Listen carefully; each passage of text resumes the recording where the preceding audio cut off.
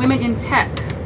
So we talk a lot about minorities in tech, you know, where we are in the ecosystem, the startups, but I even wonder, where is the dialogue about women in tech, particularly minority women in tech? So that's another layer. And I know, Kateri, you mentioned, I love this phrase you used, the multi-layered reference. So what are your experiences as women of color in the tech industry, particularly since you're leaders in this arena? So what have you found, and what are your thoughts?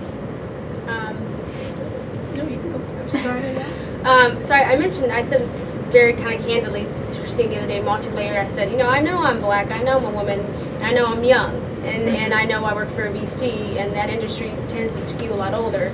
So I sit in a conference room with all men. So my 9 to 5 is a lot of testosterone. But it's interesting.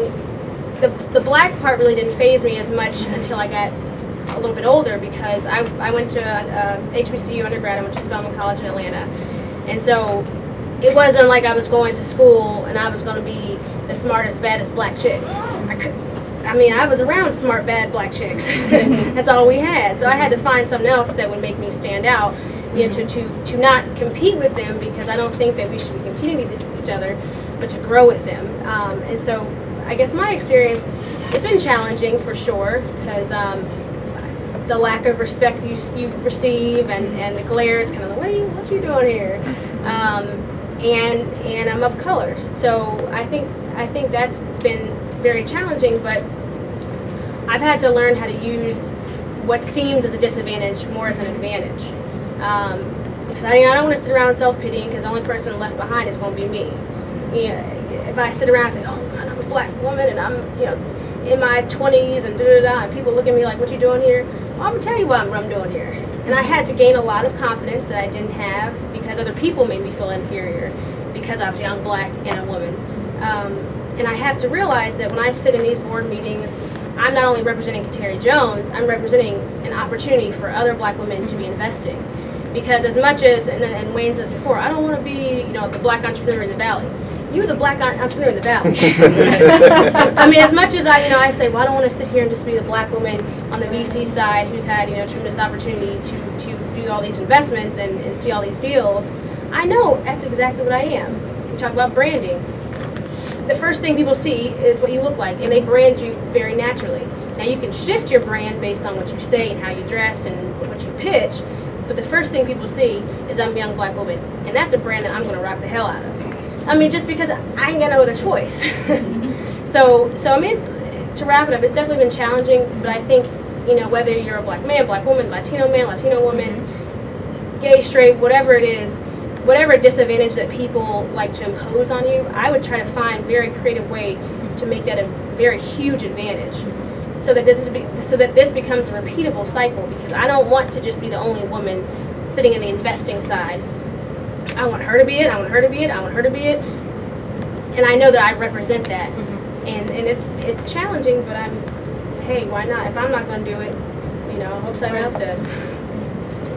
I think for me, I guess I would look at the multi-layered, a little bit older than you are. So I would be the older black woman. And let me tell you, it doesn't change. The dynamic, it's unfortunate, but it's the same. It's the same challenge I've seen through my career and life cycle. And I come from a bit of a different perspective, because I went to school as an engineer. I worked in industry for years and years as a female engineer with, you know, men 3 times my age, leading crews, you know, in high-tech industries, and now coming over into the IT side. I think that, you know, we hear a lot in the industry about the lack of women in IT. That's why I think, well, I know exactly where Wayne was coming from when he kind of phrased it out, women, Latinos, and then African American, because that's kind of how the focus tends to be. But we're like really small. So if you're going to break it down to women and then black women in IT, the numbers are seriously minuscule. It is really, really small. And I think that plays out in a lot of ways, because from us coming from the Valley, it's a male-dominated culture. That's what it is. It's the geek male culture. So we have to adjust and understand that going in, that you're going to have to make a lot of adjustments, you know, to kind of survive, at this point in time, to survive in a geek, male-dominated culture. It's going to be different. So when I work with girls, I kind of give them that experience and going to these tech companies and seeing it, because it's very different dynamic. But I think for me, the way I look at it, that it's going to take a while to change it, and that's why I focus, you know, on feed the pipeline, because I really want to see other ways, other Hajjes.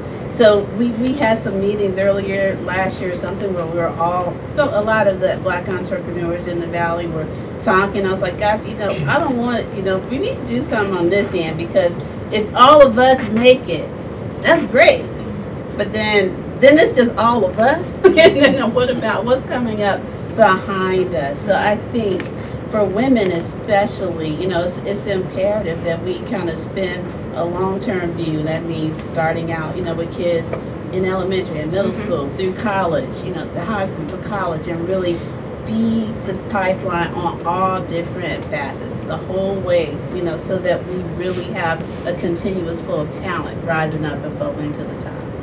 How do you see your program this summer helping this in a really fast-paced way? You have 90 days of, what is the campaign that you're doing? Campaign is that we have a set a goal to really teach 200 to 300 kids of color in 90 days of summer computer programming. And I did that aggressive approach for a reason. You know, I think Wayne had brought up before, if you don't have customers, if you don't have numbers, then you don't have anything. I think the same could even be said for a company or organization such as ours. I found lots of times, although we were making a difference in our community, when we were going to traditional funders, they're like, well, what about the numbers? What about the numbers? And we're like, well, we're making a difference. But numbers talk.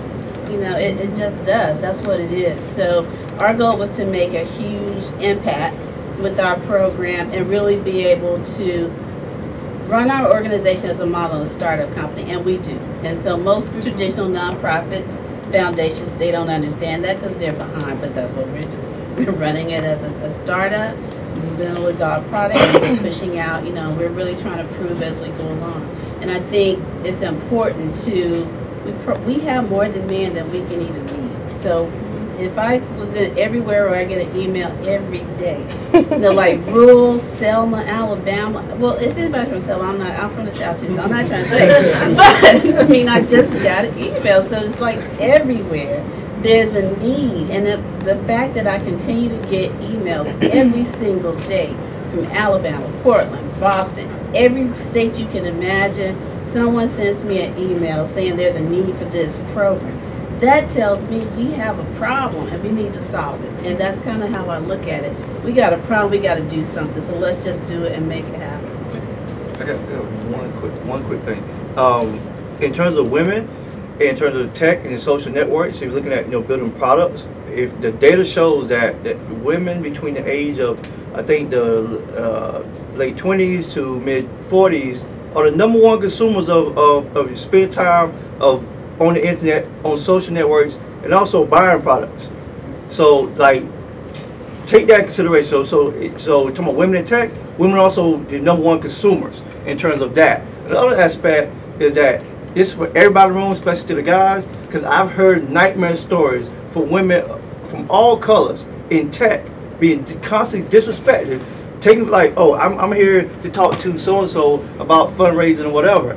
And they won't even look at the woman, won't even acknowledge her, won't even act like she's there and so forth, and that's just wrong. And you will hurt yourself because you will be that guy. And they were telling me the story that founder walked in the office and disrespected me, and I told him basically, have a nice day, we're not going to fund and work with them.